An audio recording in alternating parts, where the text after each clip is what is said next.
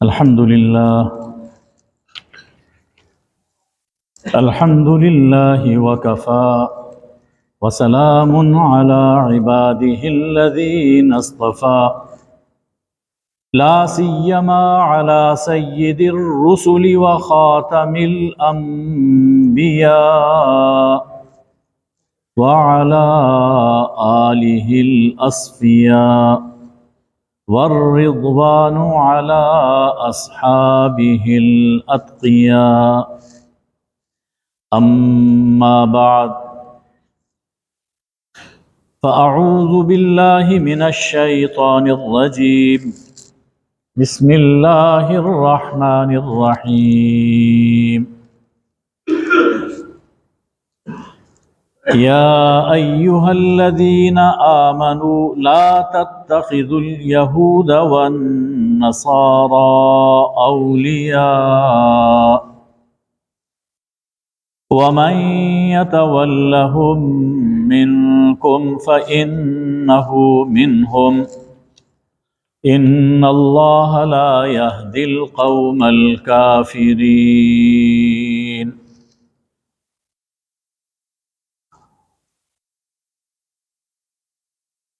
صدق اللہ مولانا العظیم۔ حاضرین گرامی قدر، اسی ہفتے میں مجھے ایک یونیورسٹی کے سیمینار میں شریک ہونے اور کچھ معروضات پیش کرنے کا موقع ملا۔ یہ سیمینار ورلڈ ریلیجین کے حوالے سے تھا اور سبھی مسالک کے لوگ، جن میں کرسچین بھی موجود تھے، بدھسٹ بھی موجود تھے اور بھی کئی مسالک کے مذاہب کے لوگ موجود تھے۔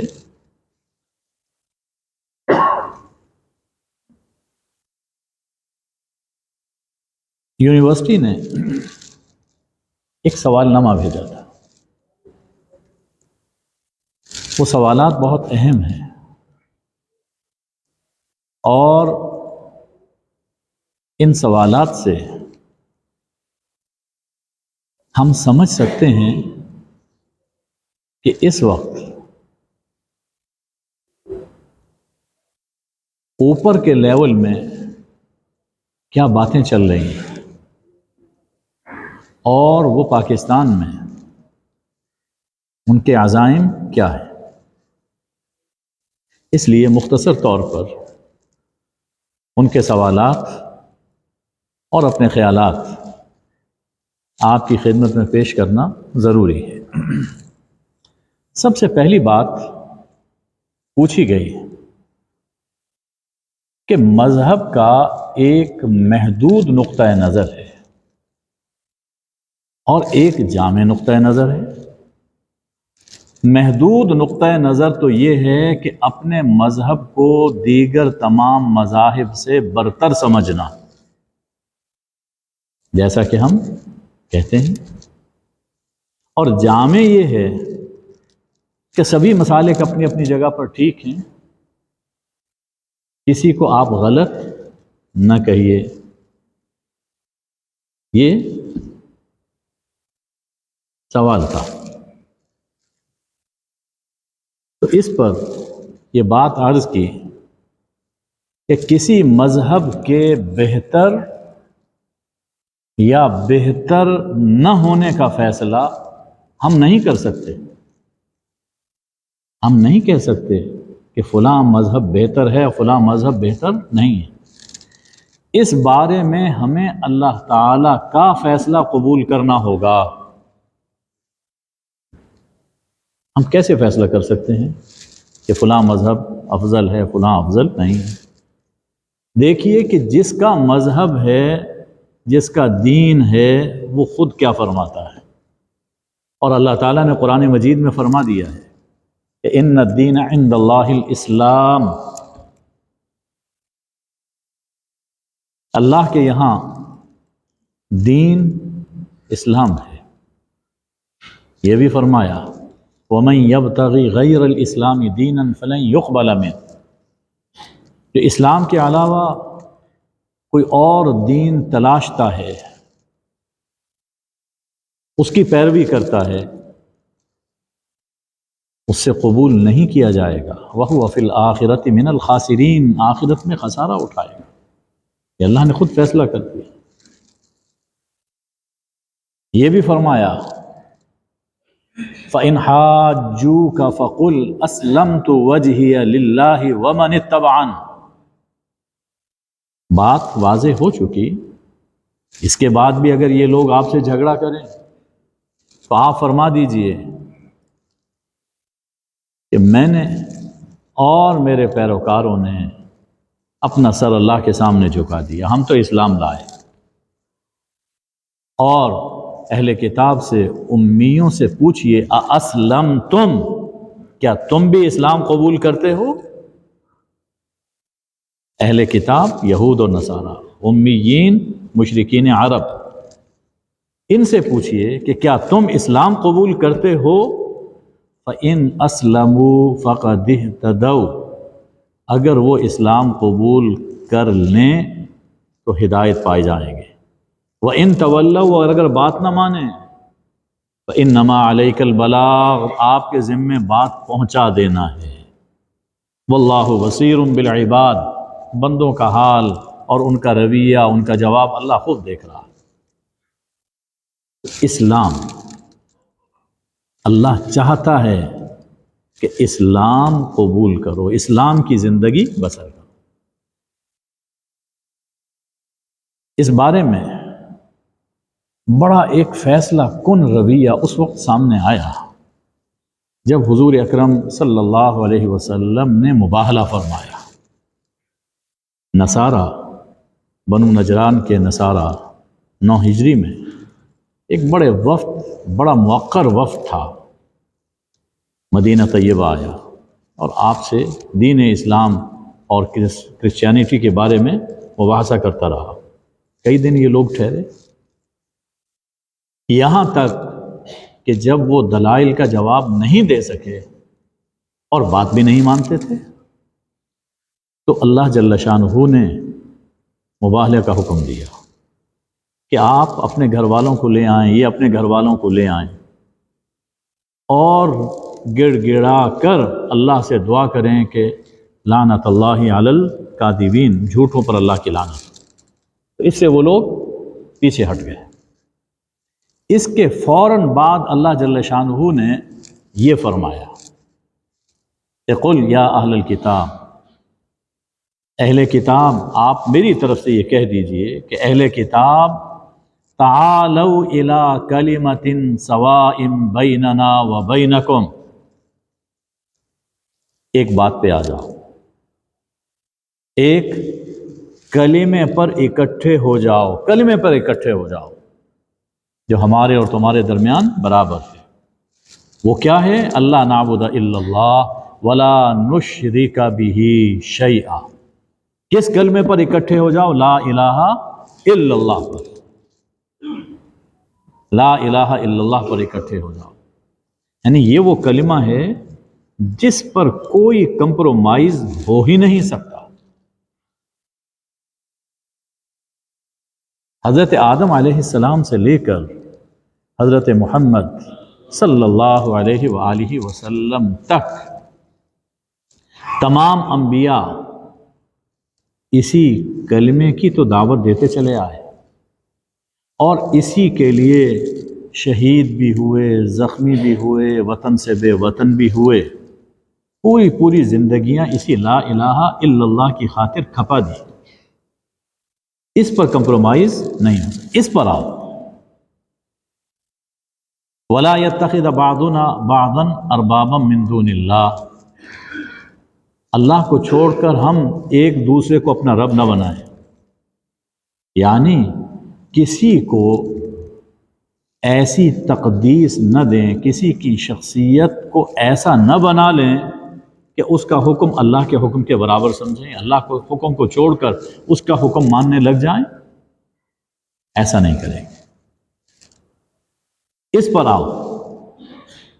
فَإِن تَوَلَّوْا، اگر وہ بات نہ مانیں، منہ پھیر لیں، تو کیا کہو؟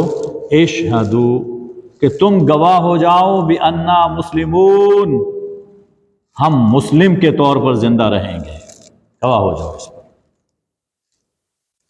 تو یہ بات کہ فلاں مذہب کیسا ہے، کیسا نہیں ہے، اور سبھی ایک ہی جیسے ہیں، سبھی قابل قبول ہیں، یہ بات ایسے نہیں ہوتی ہے۔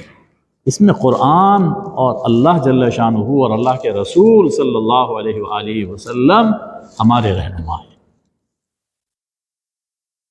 دوسری بات یہ پوچھی گئی کہ سورہ النساء کی ایک آیت ہے اور ایک آیت ہے سورہ المائدہ کی، تو اس کی روشنی میں مسلمانوں کا دوسرے مذاہب کے ساتھ تعامل، معاملہ کیا ہونا چاہیے؟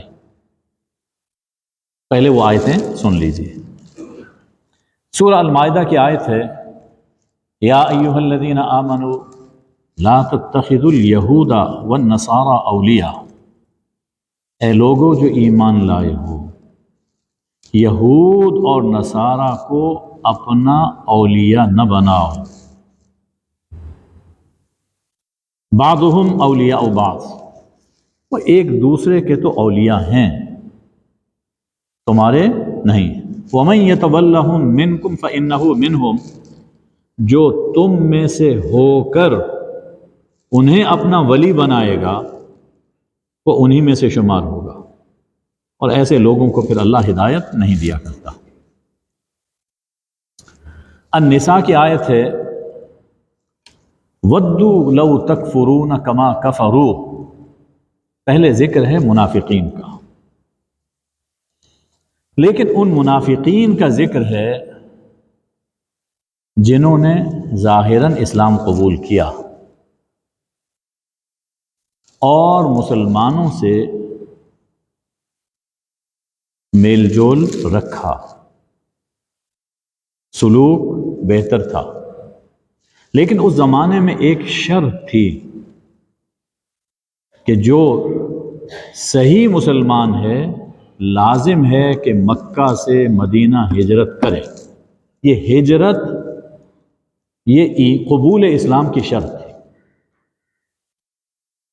اور اگر کوئی شخص کہتا ہے کہ میں مسلمان ہوں، میں نے اسلام قبول کر لیا، اور وہ دارالاسلام مدینہ طیبہ نہیں آتا، باوجود کہ آ سکتا ہے، وسائل بھی ہیں، سب کچھ ہے، نہیں آ سکتا، آ سکتا ہے لیکن پھر نہیں آتا، تو اس کا ایمان قبول نہیں کیا جاتا تھا۔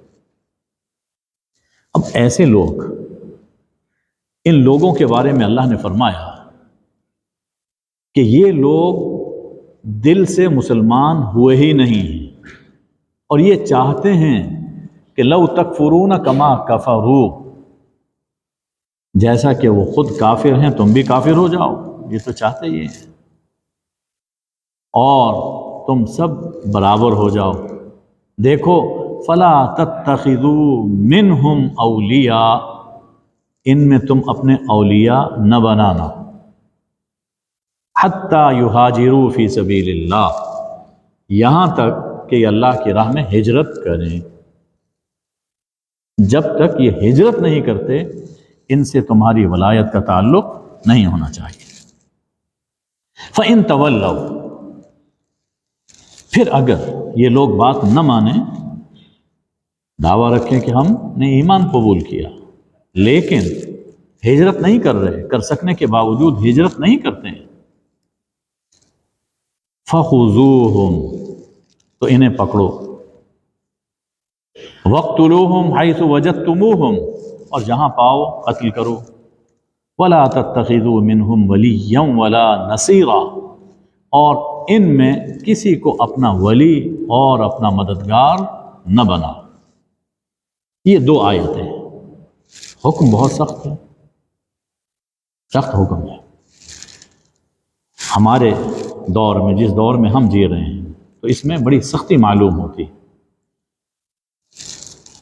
اب جو لوگ باہر رہتے ہیں عمل نہیں کر پاتے یا ان آیتوں کا مفہوم نہیں سمجھ پاتے، تو وہ یہ چاہتے ہیں، عوام کی بات نہیں کر رہا ہوں، اہل علم کی بات کر رہا ہوں، وہ چاہتے ہیں کہ قرآن کے ان احکام میں کچھ تغیر کی جائے، کچھ بدلا جائے، ان آیات کے مفہوم کو توڑ مروڑ کر پیش کیا جائے، یہ چاہتے ہیں۔ حالانکہ آیات کا مفہوم بالکل واضح ہے، جیسا کہ میں نے عرض کیا کہ منافقین کے بارے میں، اور ان منافقین کے بارے میں جنہوں نے ہجرت نہیں کی تھی، تو جب تک وہ ایمان قبول کر کے اور اپنا وطن چھوڑ کر تمہارے پاس نہ چلے آئیں، فرمایا کہ ان کو اپنا ولی نہ بناؤ، اور اگر وہ ایمان اور ہجرت قبول نہ کریں تو انہیں اپنے کسی کام میں دخل نہ دینے دو۔ ولی کا معنی، انہیں اپنے کام میں دخیل اور شریک نہ کرو، آزاد مت چھوڑو کہ اسلامی ریاست کو نقصان پہنچائیں۔ یعنی یہ بات ذہن میں رہنی چاہیے، یہ سورہ النساء، سورہ المائدہ، آل عمران، البقرہ، یہ سب سورتیں مدنی ہیں اور اس وقت نازل ہوئی ہیں جب اسلامی ریاست قائم ہو چکی تھی۔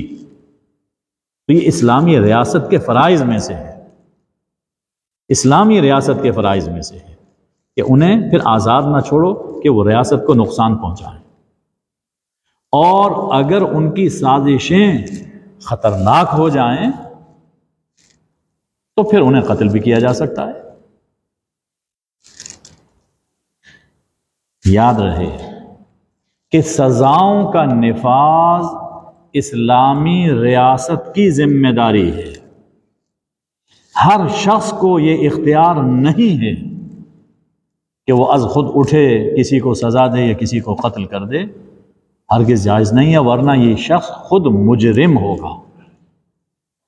ان دونوں آیتوں میں آپ نے دیکھا کہ اللہ جل شانہ نے فرمایا کہ انہیں اولیاء نہ بناؤ۔ اولیاء کا معنی ہمارے ہاں عام طور پر کیا جاتا ہے کہ انہیں دوست نہ بناؤ۔ ولی کا ایک معنی یہ بھی ہے، لیکن سیرت بھی دیکھیے، یہ آیات ہم نے پڑھ لی، اب دیکھیے حضور اکرم صلی اللہ علیہ وسلم کی سیرت طیبہ مدینہ طیبہ میں۔ آپ نے مدینہ میں بسنے والے یہود سے میثاق کیا، معاہدہ کیا، یہود سے لین دین بھی کیا، یہود کے جنازے کا احترام کیا۔ آپ کے ہاں ایک یہودی لڑکا خادم بھی رہا۔ فتح خیبر کے بعد بھی آپ نے یہود کے ساتھ معاہدہ کیا، بنو نجران کے نصرانی وفد کو بہت عزت کے ساتھ مہمان بنایا اور انہیں مسجد نبوی میں اپنے طریقے کے مطابق عبادت کی اجازت مرحمت فرمائی۔ نصارہ، اب یہ سب سیرت میں موجود ہے۔ ادھر ہم معنی یہ سمجھ رہے ہیں کہ کوئی تعلق نہیں ہونا چاہیے ان سے، بظاہر ہم یہ مفہوم سمجھ رہے ہیں۔ حضور اکرم صلی اللہ علیہ وسلم کی سیرت طیبہ میں یہ واقعات موجود ہیں۔ اب یہ غور کرنا چاہیے کہ ان آیات میں اولیاء کا معنی کیا ہے، اس پر غور کرنا چاہیے۔ زمانہ نزول اور سیرت طیبہ کی روشنی میں جب ہم آیات پڑھتے ہیں تو اولیاء کا معنی یہ سمجھ آتا ہے کہ اپنے سیاسی اور ریاستی امور میں انہیں شریک نہ کرو، اپنے سیاسی اور ریاستی امور میں انہیں شریک نہ کرو، اپنا رازدار نہ بناؤ، اپنا سرپرست نہ بناؤ، انہیں گہرا دوست نہ بناؤ کہ اپنے راز ان کے سامنے کھول دو۔ نکاح کے حوالے سے آپ نے ایک حدیث پڑھی ہوگی، فرمایا کہ لا نکاح الا بولی، ولی کے بغیر نکاح نہیں ہو سکتا کسی خاتون کا۔ اب وہاں ولی کا معنی دوست نہیں ہے، گارڈین، سرپرست، باپ ہے، بیٹا ہے، چچا ہے، بھائی ہے، وہ ہونا چاہیے۔ تو یہاں بھی ولی اسی مفہوم میں شامل ہے کہ ان کو اپنا سرپرست نہ بناؤ، ایسا دخیل کر لو اپنے امور میں کہ تمہارے معاملات کا فیصلہ وہ کرنے لگ جائیں، تمہاری چیزوں کے ریٹ وہ لگانے لگ جائیں، وہ طے کریں کس سے تعلق رکھنا ہے کس سے نہیں رکھنا، یہ انہی کے فیصلے سے یہ چیزیں طے ہوں، تمہارے اپنے سر پر انہیں سوار نہ کرو۔ اور جو یہ کرتے ہیں فرمایا کہ وہ انہی میں سے ہیں۔ قیامت کے دن دنیا میں عبد الرحمن کے نام سے کوئی مرے گا، ہو سکتا ہے کہ قیامت کے دن اٹھے تو وہ ڈیوڈ کے نام سے اٹھے گا، انہی میں سے شمار ہوگا۔ دیکھیے مطلقاً دوستی اور حسن سلوک یہاں مراد نہیں ہے، مطلقاً دوستی اور حسن سلوک یہ نہیں، اس کی اجازت ہے جیسا کہ سیرت میں ہم پڑھتے ہیں۔ اسلام تو اس سے بڑھ کر اہل کتاب محسنات سے، اہل کتاب خواتین سے نکاح کی اجازت دیتا ہے، دوستی تو بہت پیچھے رہ گئی۔ تو یہاں معنی ہے سرپرست نہ بناؤ۔ اور پھر میں نے یہ عرض کیا کہ یہ اسلامی ریاست اس کا مخاطب ہے، خطاب اسلامی ریاست سے ہے، یہ پکڑنا مارنا یہ حکومت کی ذمہ داری ہے، وہ جہاں مناسب سمجھتی ہے قدم اٹھا سکتی ہے، ہر آدمی کو یہ حق حاصل نہیں۔ اس لیے اس قانون کو نہ بدلو، اپنی سوچ کو بدلو، اسے سمجھنے کی ضرورت ہے۔ قرآن میں تبدیلی نہ کرو، اپنی سوچ میں تبدیلی پیدا کرو۔ اور یہ اتنی اہم ہدایت ہے کہ اپنی پوری تاریخ پڑھ لیجئے، ہماری امت کی تاریخ اس میں پڑھ لیجئے، جہاں بھی جب بھی اس ہدایت کو نظر انداز کیا گیا ہمیں نقصان اٹھانا پڑا، پوری تاریخ دیکھ لیں۔ انہی کی سازشوں کی وجہ سے بڑے سانحے ہوئے۔ کربلا کا واقعہ جس کی وجہ سے آج تک امت بٹی ہوئی ہے اور ایک دوسرے کو مر رہے ہیں، اس کربلا کے واقعے میں مسیحی سازش شامل تھی، ریکارڈ پہ موجود ہے۔ تو وہ کب چاہتے ہیں کہ مسلمان آپس میں مل جل کر رہے؟ اس دور میں بھی یہ جو کچھ فساد ہے دو مسلکوں کے درمیان، اب بھی ان کو فینانس وہی لوگ کرتے ہیں دونوں طرف۔ تو آیت کا مفہوم یہ ہے کہ انہیں اپنا سرپرست نہ بنا، لہٰذا آیت اپنی جگہ پر ٹھیک ہے۔ ایک سوال یہ تھا کہ پاکستان کا توہین رسالت قانون،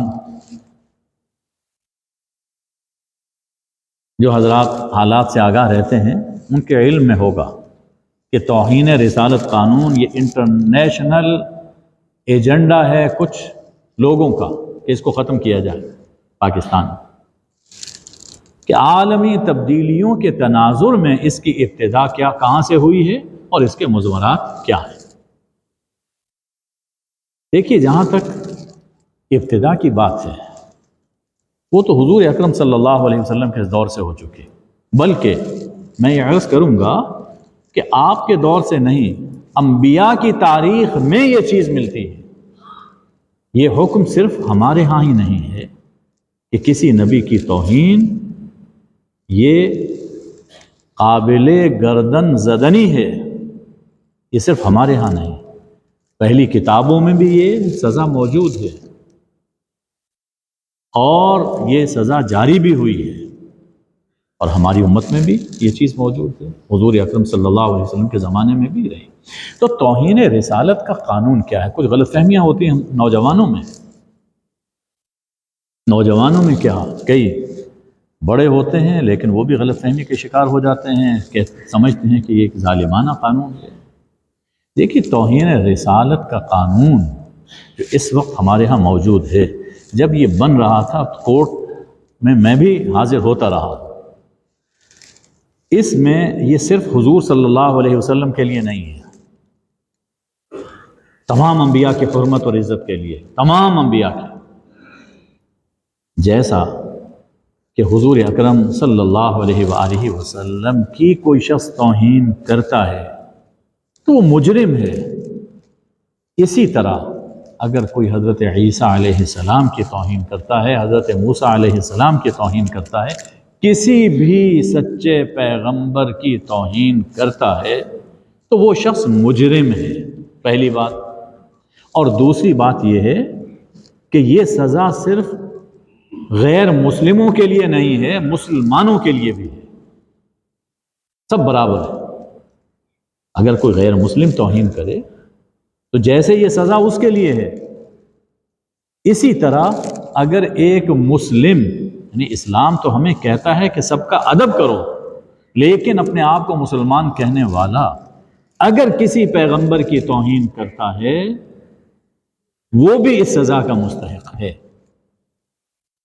قرآن میں اشارات موجود ہیں، احادیث بھی اس بارے میں موجود ہیں، اور اجماع امت اسی پر چلا آ رہا ہے۔ تو قانون اپنی جگہ پر درست ہے، ہاں یہ ہے کہ اس کا استعمال غلط کیا جا رہا ہے، اس کو ٹھیک کرنے کی ضرورت ہے، استعمال غلط ہوتا ہے۔ جہاں تک قانون کا تعلق ہے، یہ توہین رسالت کا معاملہ ہے، یہ تو ایمانی اور روحانی غیرت کا مسئلہ ہے۔ ہر انسان میں عزت نفس ہوتی ہے، اگر کوئی شخص کسی کو گالیاں دینا شروع کر دے، مذاق اڑانا شروع کر دے، اس کے ماں باپ کو گالیاں دینا شروع کر دے، تو فطری طور پر اس کی طبیعت میں ایک ہیجان آتا ہے، اور پھر اس کو فریڈم آف ایکسپریشن کہا جائے کہ مجھے حق ہے کہ میں تمہیں جو چاہے کہوں، یہ نہیں ہے۔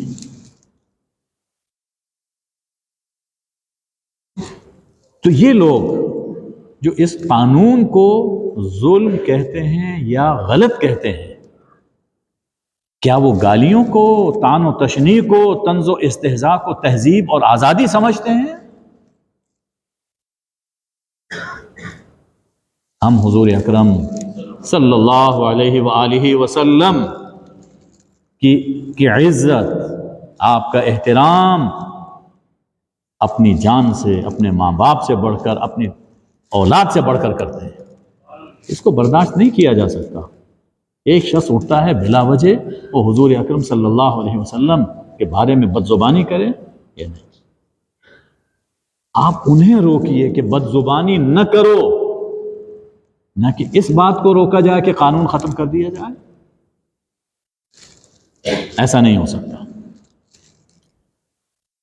تیسرا سوال یہ ہوا کہ آئین پاکستان اور اس کا قانون، اس میں شریعت اسلامیہ اور بین الاقوامی قوانین کی روشنی میں 21ویں صدی میں ارتداد کے متعلق شرعی قواعد و ضوابط کیا ہے؟ 21ویں صدی گویا 21ویں صدی تک پہنچتے پہنچتے قرآن پاک معاذ اللہ بوسیدہ کتاب ہو گئی، پرانی ہو گئی۔ 21ویں صدی کیا آئی؟ کوئی عجوبہ آ گئی، جہاں 20 صدیاں پہلے گزری ہیں، 21ویں گزر جائے گی، اس کے بعد خدا جانے کتنی صدیاں آئیں گی۔ تو زمانے بدلتے رہیں گے لیکن قرآن نہیں بدلے گا۔ جو ارتداد کے بارے میں اللہ نے فرما دیا وہی قیامت تک حکم رہے گا، حکم میں تبدیلی نہیں آ سکتی۔ ہم اپنی سوچ کو بدلنا چاہیے، سوچ میں تبدیلی لانی چاہیے۔ ارتداد کا فتنہ اور سازشیں حضور صلی اللہ علیہ وسلم کے دور سے شروع ہو چکی تھی۔ سورہ البقرہ، سورہ آل عمران، سورہ النساء، المائدہ اور اس کے بعد کی کئی سورتیں ہیں، ان میں آپ پڑھیے جا بجا اس فتنے کا ذکر موجود ہے۔ فرمایا کہ ود کثیر من اہل الکتاب لو یردونکم من بعد ایمانکم کفارا، بہت سے اہل کتاب یہ چاہتے ہیں کہ تمہیں ایمان کے بعد کافر بنا دیں، وہ چاہتے ہی ہیں۔ ایک سازش کیا کی؟ سورہ آل عمران میں ہے، وقالت طائفۃ من اہل الکتاب آمنوا بالذی انزل علی النہار وانزل علی الذین آمنوا وجہ النہار واکفروا آخرہ لعلہم یرجعون۔ اہل کتاب کا ایک گروپ، انہوں نے یہ سازش تیار کی کہ دن چڑھے، صبح ایمان لے آؤ قرآن پر، نبی صلی اللہ علیہ وآلہ وسلم پر، شام کے وقت انکار کر دو۔ اور حرم میں دھاک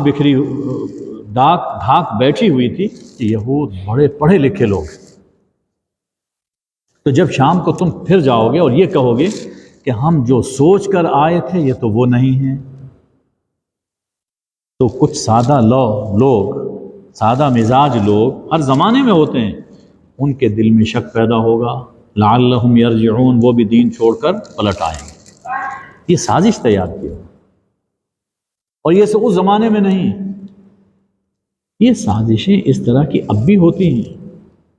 ایک دھاک بیٹھی ہوئی ہے کہ سب سے زیادہ پڑھے لکھے، ہاں پڑھے لکھے ہیں، لیکن اس کے ساتھ دیانت بھی تو ہونی چاہیے، دیانت نہیں ہے، خیانت کرتے ہیں، قرآن کے بارے میں بھی خیانت کرتے ہیں، سیرت طیبہ کے بارے میں بھی خیانت کرتے ہیں، اور یہ سب چیزیں ریکارڈ پر موجود، یہ سازش ہوتی ہے۔ عوام کی بات تو اپنی جگہ پر، حضور اکرم صلی اللہ علیہ وسلم کے بارے میں یہ کیا چاہتے تھے؟ اللہ کہتا ہے وَلَن تَرْضَىٰ عَنْكَ الْيَهُودُ وَلَا النَّصَارَىٰ حَتَّىٰ تَتَّبِعَ مِلَّتَهُمْ، یہود اور نصارہ آپ سے ہرگز خوش نہیں ہوں گے، آپ سے ہرگز خوش نہیں ہوں گے جب تک آپ ان کی ملت کی پیروی نہیں کرتے، وہ آپ سے راضی نہیں ہوں گے۔ ہمارے ہاں کبھی یہ بات بھی کہی جاتی ہے، ہمارا اخلاق بہت اچھا ہونا چاہیے، ہماری فلاں چیز یہ ہونی چاہیے، ہمارے اندر یہ ٹھیک ہے، یہ ہونا چاہیے، لیکن آپ یقین جانیے یہ سب کچھ کر لینے کے بعد بھی جس نے نہیں ماننا وہ نہیں مانے گا۔ حضور اکرم صلی اللہ علیہ وآلہ وسلم سے بڑھ کر کون بااخلاق تھا؟ آپ سے بڑھ کر کون شریف النفس انسان تھا؟ آپ سے بڑھ کر عفو درگزر کس نے کیا؟ انہوں نے آپ کو نہیں مانا تو ہمیں وہ کیا مانیں گے؟ اس بات کی پرواہ نہیں ہونی چاہیے کہ وہ مان لیں، ان کو منوانا ہمارا کام نہیں ہے۔ اللہ نے پیغمبر صلی اللہ علیہ وسلم کو فرما دیا فَإِنَّمَا عَلَيْكَ الْبَلَاغُ، آپ کے ذمے بات پہنچانا ہے، منوانا نہیں۔ ہاں ہم خود اسلام پر، دین پر قائم رہیں، یہ ہماری ذمہ داری ہے۔ اور اللہ نے قرآن میں اس کی سزا بیان فرما دی، وَمَن يَتَبَدَّلِ الْكُفْرَ بِالْإِيمَانِ فَقَدْ ضَلَّ سَوَاءَ السَّبِيلِ، جو ایمان کے بدلے کفر اختیار کرتا ہے تو سیدھے راستے سے بھٹک گیا۔ وَمَن يَرْتَدِدْ مِنْكُمْ عَنْ دِينِهِ فَيَمُتْ وَهُوَ كَافِرٌ فَأُولَٰئِكَ حَبِطَتْ أَعْمَالُهُمْ فِي الدُّنْيَا وَالْآخِرَةِ، جس نے ارتداد کیا، الٹے پاؤں پھر گیا، اسلام چھوڑ دیا اور اسی حال میں مرا، دنیا اور آخرت میں اس کے سارے اعمال برباد۔ اور حضور صلی اللہ علیہ وسلم نے بھی یہ فرمایا کہ من ارتد فاقتلوہ، جو ارتداد کرے اسے قتل کیا جائے، من بدل دینہ فاقتلوہ، یہ قرآن پاک کی آیات ہی حضور اکرم صلی اللہ علیہ وسلم نے اپنے الفاظ میں بیان فرمائی۔ اور یہ سزا پہلی امتوں میں بھی رہی۔ اب اس سزا کے بارے میں الجھنیں اس لیے پیدا ہو رہی ہیں کہ مغربی فکر میں دنیا مقصود زندگی ہے، دنیا بس، مادہ یہ چاہیے۔ ریاست اور آئین کا مدار دنیاوی خوشحالی پر ہے، کس طرح سے ہم زیادہ سے زیادہ پیسہ اکٹھا کر سکتے ہیں، اس کے لیے آئین بنائے جائیں گے، ریاست کی پالیسیز وہ اسی کے مطابق وہ طے کی جاتے ہیں۔ دین اور آخرت یہ ہر شخص کا پرسنل معاملہ ہے.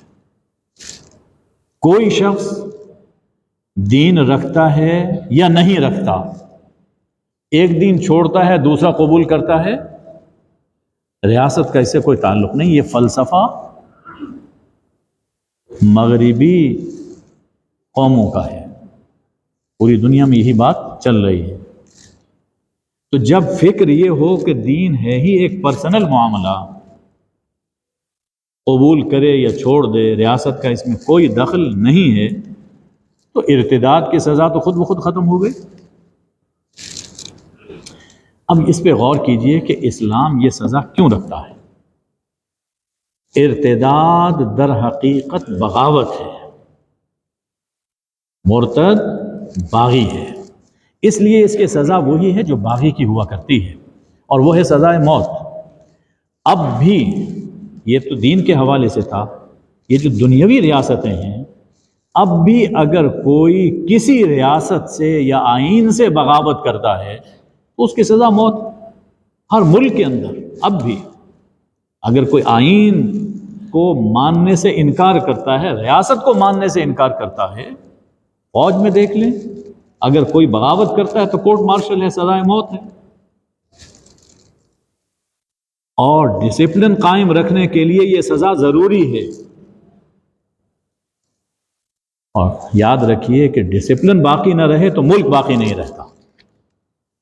ڈسپلن باقی نہ رہے تو ملک باقی نہیں رہتا.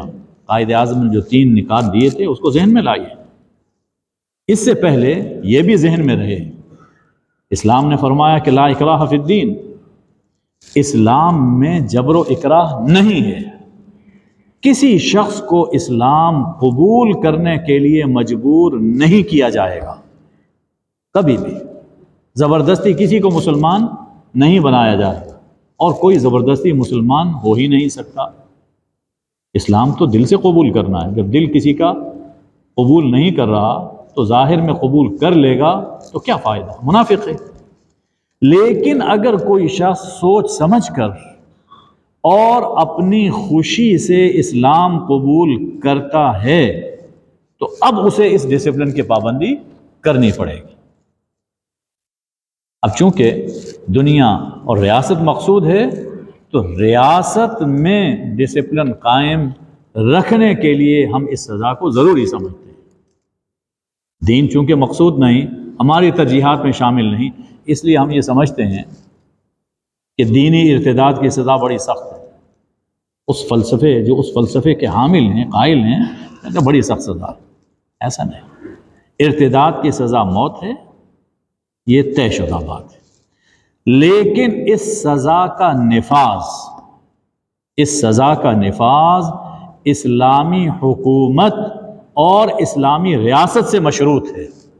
جہاں اسلامی ریاست ہوگی وہاں یہ سزا نافذ ہوگی. کسی فرد کو کسی کو قتل کرنے کا حق حاصل نہیں ہے. اس حوالے سے اگر کوئی شخص وائلیٹ کرتا ہے، اللہ کے یہاں وہ خود بڑا مجرم ہے. تو کچھ اور بھی پوائنٹس ہیں. حاصل ان سب کا یہی ہے کہ اسلام ہمیشہ سے ہے اور ہمیشہ تک کا دین ہے. ہمیشہ سے ہمیشہ تک کا دین ہے. اس پر قائم رہنا دنیا میں بھی فلاح کا ضامن ہے اور آخرت میں نجات کا ضامن ہے. ہمیں اپنی سوچ بدلنی چاہیے، قرآن اور حدیث کے احکام کو نہیں بدلنا چاہیے. وما علینا الا البلاغ.